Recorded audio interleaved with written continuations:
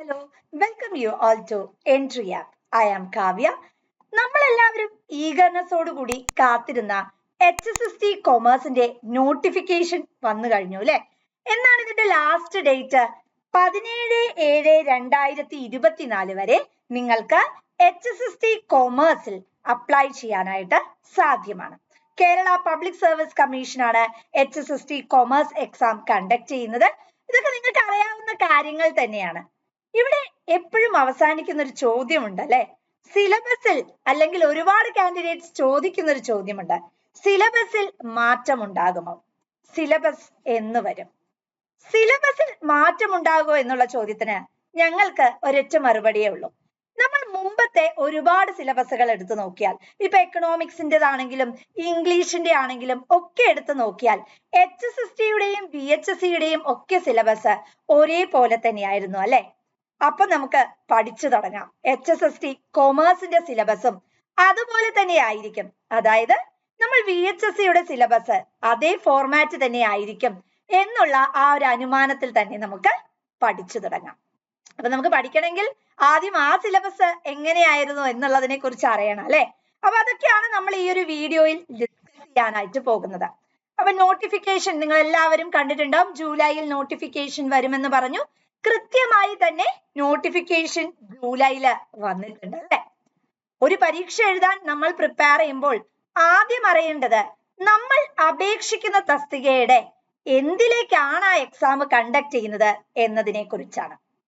HSST commerce എന്ന് പറഞ്ഞാൽ നമുക്കറിയാം, നിങ്ങളെയൊക്കെ പോലെ വളരെ ഡൈവർജന്റ് ആയിട്ടുള്ള ക്രിയേറ്റീവ് ആയിട്ടുള്ള കാൻഡിഡേറ്റ്സിനെ ഹയർ സെക്കൻഡറി പോസ്റ്റുകളിലേക്ക് ഒന്ന് പ്രവേശിപ്പിക്കാൻ, അല്ലെങ്കിൽ നിങ്ങളെ പോലെയുള്ള ഡൈവർജന്റ് ആയിട്ടുള്ള ടീച്ചേഴ്സിനെ ഹയർ സെക്കൻഡറി ലെവലിലേക്ക് ഹയർ ചെയ്യാൻ വേണ്ടി Kerala public service commission conduct ചെയ്യുന്ന പരീക്ഷയാണ് HSST കൊമേഴ്സ് എന്ന് പറയുന്നത്.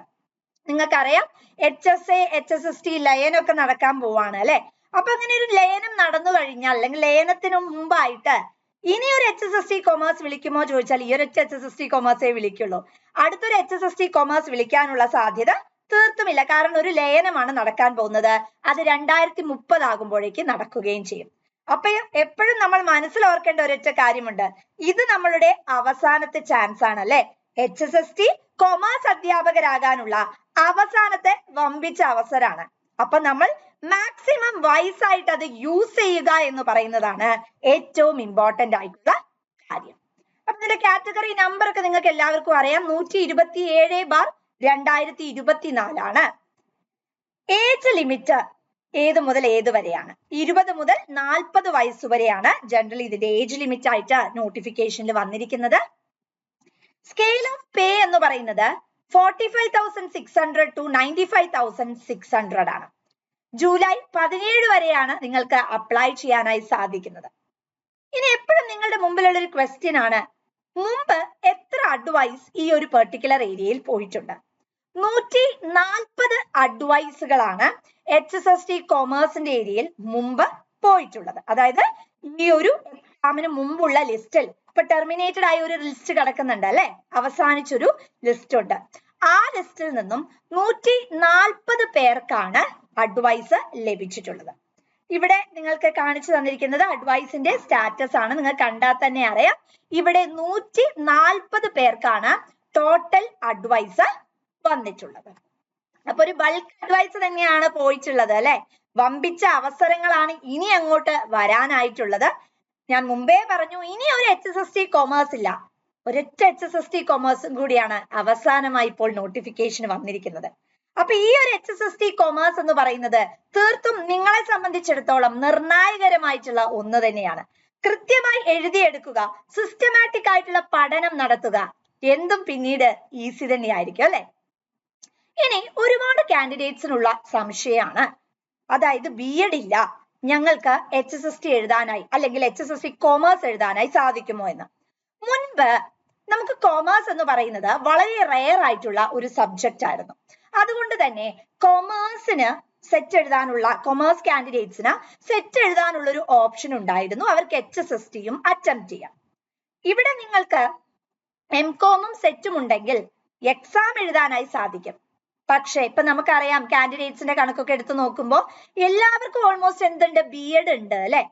നിങ്ങൾക്ക് ഈ ഒരു B.Ed ഇല്ലാത്ത കാൻഡിഡേറ്റ് ആണെങ്കിൽ നിങ്ങൾക്ക് എക്സാം എഴുതാനായി സാധിക്കും. പക്ഷേ B.Ed ഇല്ലാത്തവരുടെ അഭാവത്തിൽ മാത്രമായിരിക്കും നിങ്ങളെ കൺസിഡർ ചെയ്യുന്നത്. അങ്ങനെ ഒരു ചെറിയ പ്രശ്നം അവിടെ വരുന്നുണ്ട്.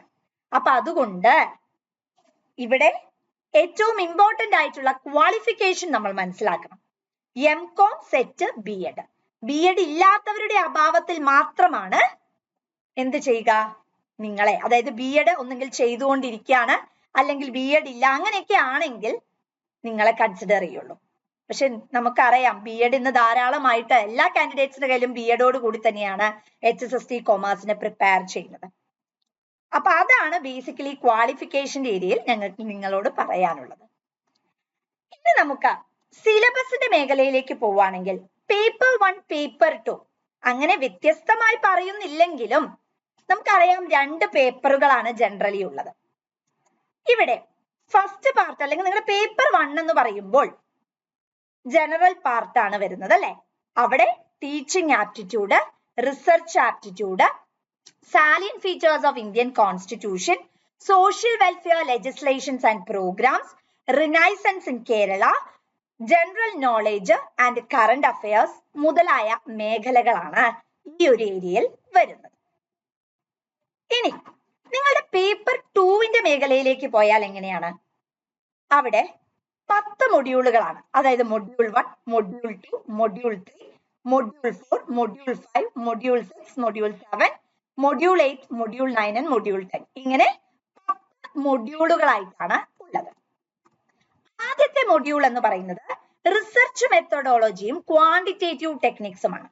ഈ ഒരു പർട്ടിക്കുലർ ഏരിയയിലാണ് history of social science research, types of research, research process, reliability, validity in research, types of research design, research ഹൈപ്പോത്തസിസുകള്, T-test, chi-square, ANOVA, ANCOVA, ordinary least square estimate, APA, MLA format മുതലായ questions വരുന്നത്. അതായത് basic ആയിട്ട് റിസർച്ചുമായി relate ചെയ്യുന്ന ഒരു area ആണ് നമ്മുടെ module 1 എന്ന് പറയുന്നത്. റിസർച്ച് മാത്രമല്ല, എക്കണോമെട്രിക്സിന്റെ ഏരിയയിൽ നിന്നും ധാരാളമായി ഇവിടെ ചോദ്യങ്ങൾ വരാറുണ്ട്. ഇപ്പൊ നമുക്കറിയാം ഏതൊരു പരീക്ഷയുടെ ഏരിയയിലേക്ക് പോയാലും ഇക്കണോമെട്രിക്സ് ഇന്ന് ബേൺ ചെയ്തു വരുന്ന ഒരു ടോപ്പിക് തന്നെയാണ്. അതുകൊണ്ട് വളരെ സിസ്റ്റമാറ്റിക് ആയിട്ടുള്ള ഒരു പഠനമാണ് നമുക്കിവിടെ ആവശ്യം. ഇപ്പൊ ഞങ്ങളാണെങ്കിലും ഞങ്ങളെ കാൻഡിഡേറ്റ്സിന് എക്കണോമെട്രിക്സിന്റെ ബേസ് മുതൽ സ്റ്റാർട്ട് ചെയ്ത് എക്സ്പെക്റ്റഡ് ആയിട്ടുള്ള ക്വസ്റ്റ്യൻസ് ആണ് ഞങ്ങൾ അവിടെ പഠിപ്പിച്ചു കൊടുക്കുന്നത്. എക്കണോമെട്രിക്സിന്റെ ഒരു സവിശേഷത എന്താണെന്ന് വെച്ചിട്ടുണ്ടെങ്കിൽ നമുക്ക് വളരെ സെലക്റ്റീവ് ആയിട്ടുള്ള 50 ചോദ്യങ്ങൾ പഠിച്ചു കഴിഞ്ഞാൽ ഈസി ആയി ക്രാക്ക് ചെയ്യാൻ പറ്റുന്ന ഒരു ഏരിയ ആണ്. കാരണം ആ ചോദ്യങ്ങൾ തന്നെ ആ ഒരു ഏരിയയിൽ നിന്ന് ചോദിക്കുള്ളൂ. അപ്പൊ ഇതാണ് മൊഡ്യൂൾ 1ന്റെ ഏരിയ എന്ന് പറയുന്നത്. മൊഡ്യൂൾ 2ലേക്ക് നമ്മൾ പോകുമ്പോൾ അവിടെ financial market and services and investment management ആണ് വരുന്നത്. അവിടെ Indian financial system, capital market, money market, types of financial services, capital market services and money market services, SEBI, അതുപോലെ online trading, insider trading, fee based services, components of personal services finance, financial literacy, behavioral finance theories, behavioral biases on financial decisions. ഇത്രയുമാണ് ഈ മൊഡ്യൂളിൽ ഏറ്റവും important ആയിട്ട് ഉള്ളത്. അടുത്തത് module 3 ആണ്. നമ്മുടെ പോർട്ട്ഫോളിയോ മാനേജ്മെന്റ് ആൻഡ് ഡെറിവേറ്റീവ്സ് ആണ്. അതിന്റെ അകത്ത് നമുക്ക് security analysis, fundamental analysis, technical analysis, EMH, capital market theory വളരെ ഇമ്പോർട്ടന്റ് ആണ് അല്ലെ? Capital asset pricing model, Markowitz portfolio theory, assumptions, Markowitz portfolio construction process വളരെ ഇമ്പോർട്ടന്റ് ആണ്, concept of risk free assets and risky asset, concept of lending and borrowing in construction of portfolio, application of CAPM factor model, arbitrage pricing theory, portfolio risk, അങ്ങനെ മുതലായി portfolio management ഡെറിവേറ്റീവ്സുമായി relate ചെയ്യുന്ന എല്ലാ കോൺസെപ്റ്റുകളും ക്രൈറ്റീരിയകളുമാണ് ഈ ഒരു മൊഡ്യൂളിൽ വരുന്നത്.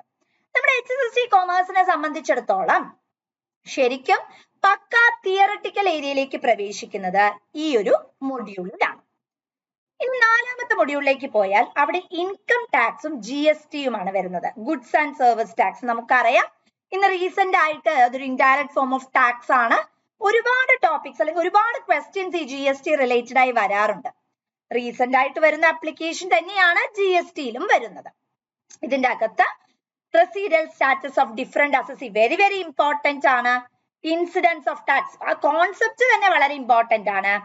Income from salary, allowances, income from house property, ഇതൊക്കെ വളരെ selective ആയിട്ട് നിങ്ങൾ പഠിക്കേണ്ടതാ. നമ്മളൊരു പരീക്ഷയ്ക്ക് പോകുന്ന സമയത്ത് എല്ലാം തന്നെ പഠിക്കുക എന്ന് പറയുന്നതല്ല അല്ലെ. വളരെ സെലക്റ്റീവ് ആയിട്ട് നമ്മൾ ആദ്യം ഏരിയാസ് കണ്ടുപിടിക്കുക. അതാണ് ഞങ്ങൾ എപ്പോഴും ടീം എൻട്രി ചെയ്യുന്നത്. ഞങ്ങൾ പ്രീവിയസ് ക്വസ്റ്റ്യൻസ് വെച്ചിട്ട് എങ്ങനെ ഏതൊക്കെ ഏരിയയിൽ നിന്നാണ് ചോദ്യങ്ങൾ വന്നിട്ടുള്ളത് എന്ന് മനസ്സിലാക്കും. എന്നിട്ട് അതിനെ ടാബുലേറ്റ് ചെയ്യാണ് ചെയ്യുന്നത്. അതേപോലെ നിങ്ങൾക്ക് ഡിപ്രിസിയേഷൻ വളരെ ഇമ്പോർട്ടന്റ് ആണ്. Tax planning, tax evasion, tax avoidance, tax management important ആണ്.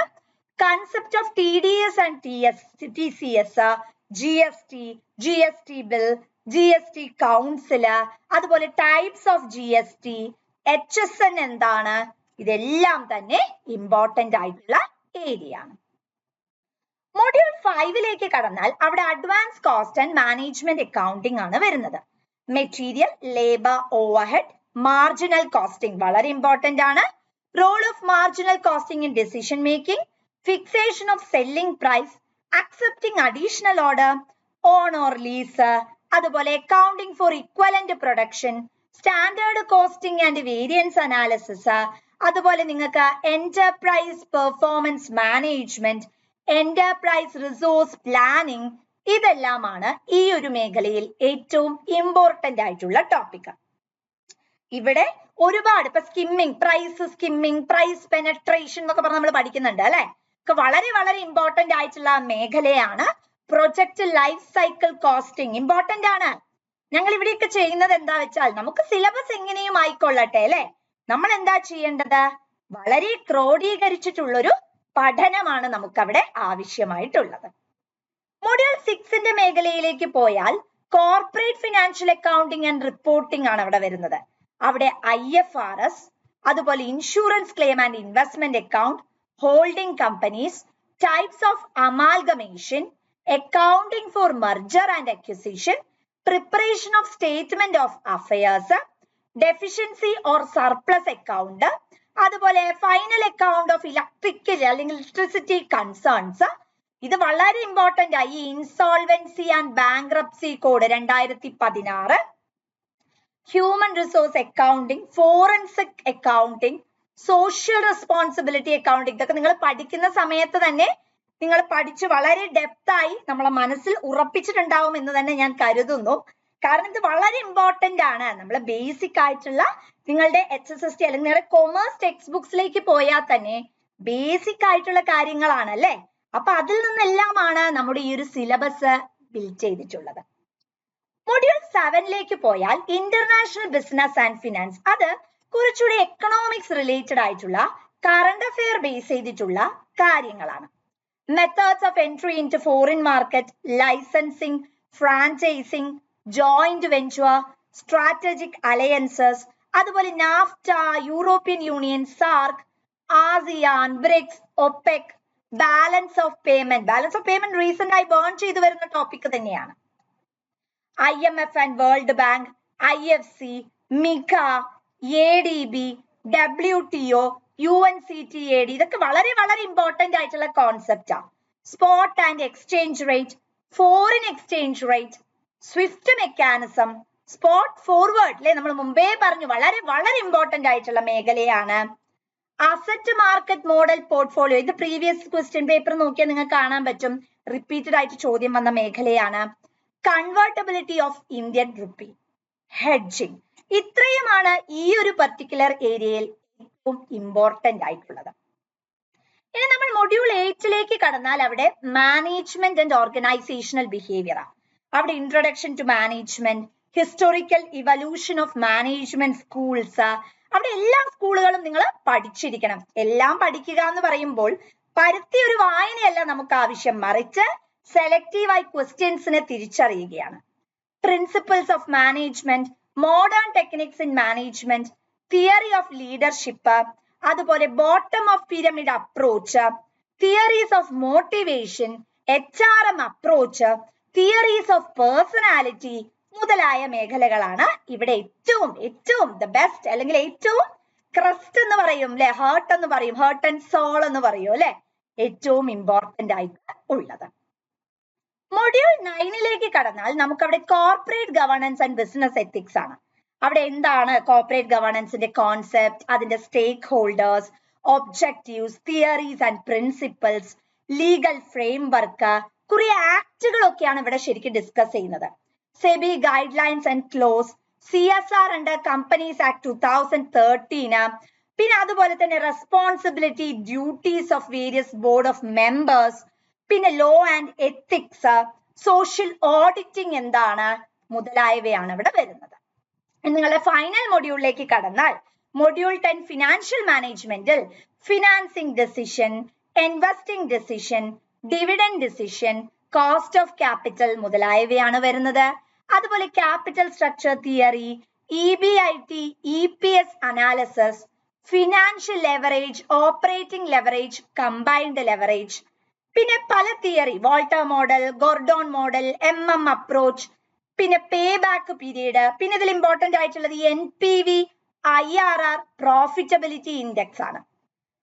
പിന്നെ വേണമെങ്കിൽ നമുക്ക് പറയാം, അതായത് 1-2 ക്വസ്റ്റ്യൻസ് ആണ് വന്നിട്ടുള്ളത് ഈ സെർട്ടനിറ്റി ഈക്വലന്റ് മെത്തേഡിൽ നിന്ന്. അപ്പോ 10 മൊഡ്യൂള് എല്ലാത്തിനും 7 മാർക്ക്, 70 മാർക്ക് അല്ലെ. ജനറൽ പേപ്പറിന് 30 മാർക്ക്. പഠിച്ചെടുക്കാനായി ഡിഫിക്കൽട്ട് ആണോ? ഒരിക്കലുമല്ല. അതിനായി അഡോപ്റ്റ് ചെയ്യേണ്ട സ്ട്രാറ്റജീസ് എന്താണ്? ഒന്ന്, ഫോക്കസ് ചെയ്യുക. നമ്മൾക്കൊരു എയിം ഉണ്ട്, എന്താണ്? ഇനിയൊരു HSST ഇല്ല, ഇതാണ് നമ്മുടെ അവസാനത്തെ HSST കോമേഴ്സ്, വളരെ നിർണായകമായിട്ടുള്ളത്.